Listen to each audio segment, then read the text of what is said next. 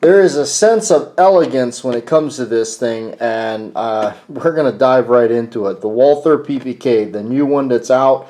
Well, I guess it's there's so many. It's been out a little while, but it's either you get it in stainless or you get it Melonite black. I waited for the Melonite one. That's the one I was trying to get. And it seems to kind of go in waves. Either you're going to find a stainless one or you're going to find this one. So right now, currently, when I picked this up, it seemed like the stainless one was the only one to get. But really awesome. Just the outer box, the cardboard was really nice, and this is even nicer.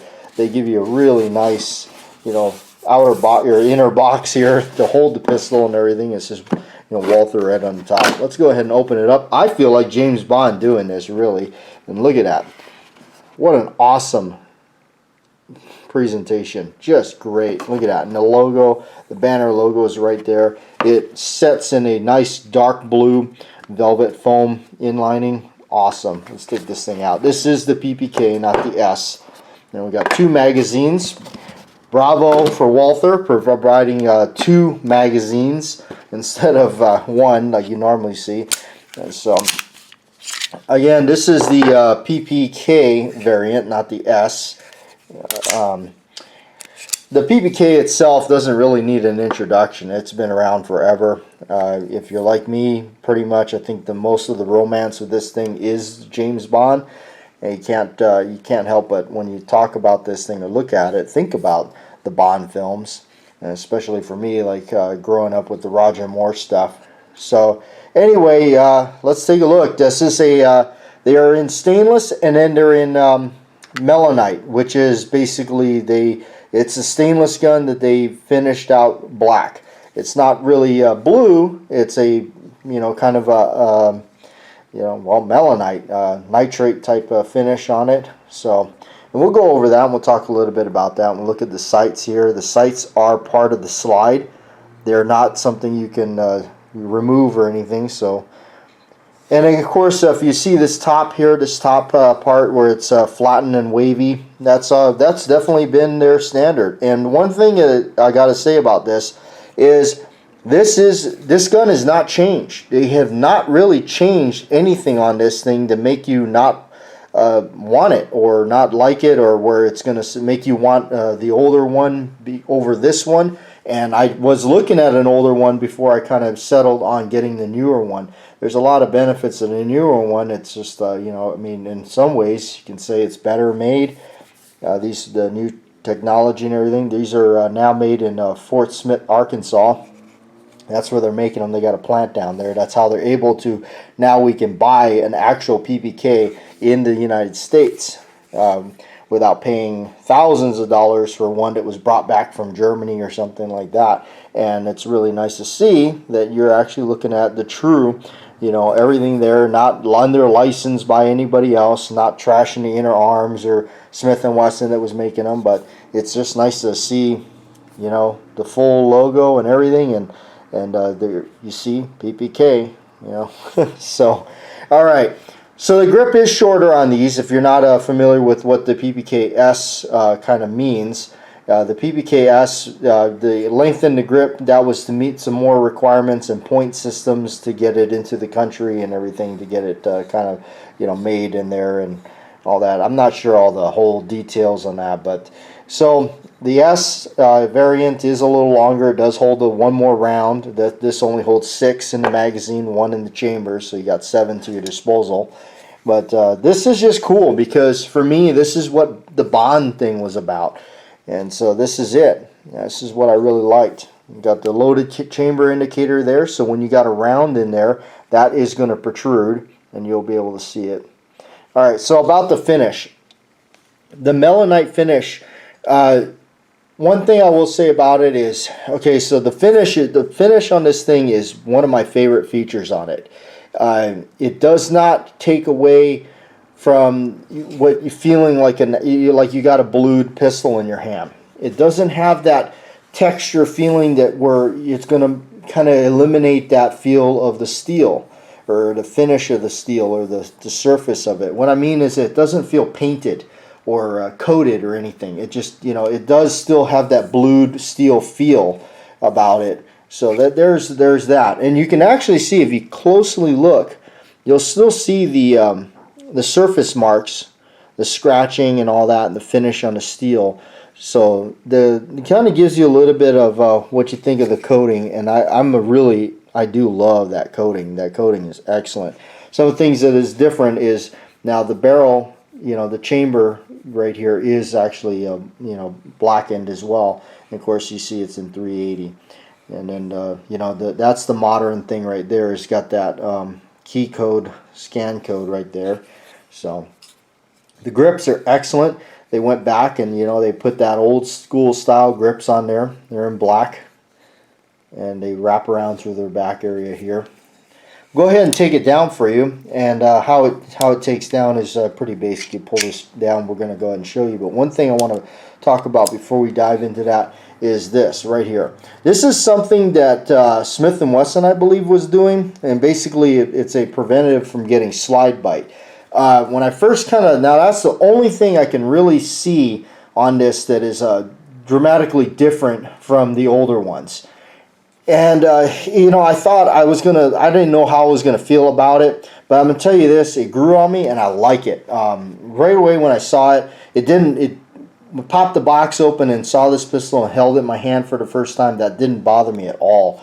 In the pictures and all that, when you see it, it kind of looks a little bit more, odd than it really is when you actually get the pistol in your hand. And when you actually hold it, you realize that's actually an asset. So, all right, we're going to go ahead and take the slide down. I usually cock the hammer first, check it, okay, and then you can set the little trigger guard to the side. I'm just going to muscle it and try to get it off. This is, the thing is a bulldog of a pistol. Everything on it is just super tight, stiff, and definitely feels really well made and everything. So I'm going to go ahead and wipe some of the excess packing oil and stuff off that. Literally just got the thing. So there it is. And it's a fixed barrel. So it's kind of locked in place. Blowback, straight blowback system. So that's it. Spring just keeps it closed and does the recoil job. And it just pretty much, like the law of physics, every action comes at a, action comes at a reaction. That's just going to push the slide straight back. So, and also it makes it very accurate. The barrel's fixed inside the slide here. Nothing crazy, nothing different or odd. It's pretty much all the same. And to put it back on. So, but I'm just thrilled with it. It is certainly just amazing, So this drops the hammer right there. You can do that. Pop it off. There you go. That's pretty much double a single action the way it works. Now let's talk about that. Speaking of all that, when you pull the double action on this thing, there's really no way to stage it. What I'm saying is there's no way to kind of try to guess and kind of slowly pull it. This is set up to just pull straight through, because you'll realize that it's tough, that it is not, it's definitely not light by any means, but it is, you gotta just pull right straight through it. And then of course it's gonna go into that single action mode, and a little bit of creep, and there you have it. But with all that, yeah, there's so many other better, carry guns out there and everything, but really, I think a big percentage of the romance of this thing is obviously, the elephant in the room would be, it's all about James Bond, and that is where it's at for me. It's all about the film, it's about the movie, and having something like this is just super, super cool. So I think that Walther really nailed it out of the park with it. I'm glad that they're able to do this and get these out. And that's what it looks like at the flush magazine. For me, I have more smaller hands, and I can only get the first, obviously there. And then if you go with the full grip, there. And just some small details that I want to point out that I felt with having the blackened one. you know, I was worried and concerned that, you know, I was like, well, they're probably going to stick the stainless magazines in there. No, they gave you know, these are blacked out magazines and everything. So that was cool. I mean, just small details like that. The fact that they gave you two. For once, I must say the packaging is outstanding. Usually you just kind of toss those aside. There's when you get the packaging, there's no way. I mean, you definitely want to keep that stuff, you know. So yeah, awesome stuff. Can't speak any more highly of it. I'm really happy with it. So hopefully, as like I said, I think these things run in spurts. Now that I've had to actually track one down that's in the black finish, of course now they're going to be everywhere, all over the place, because I think that's what they did when they first released these. I think these went first, then the stainless ones, and then I think maybe now we're going to be back with these ones again. So I think that's what happens. I'm not sure. I'm just kind of shooting in the dark there, but anyway, of course I wanted the blackened finish. That was just my choice, because that's Bond, James Bond, right?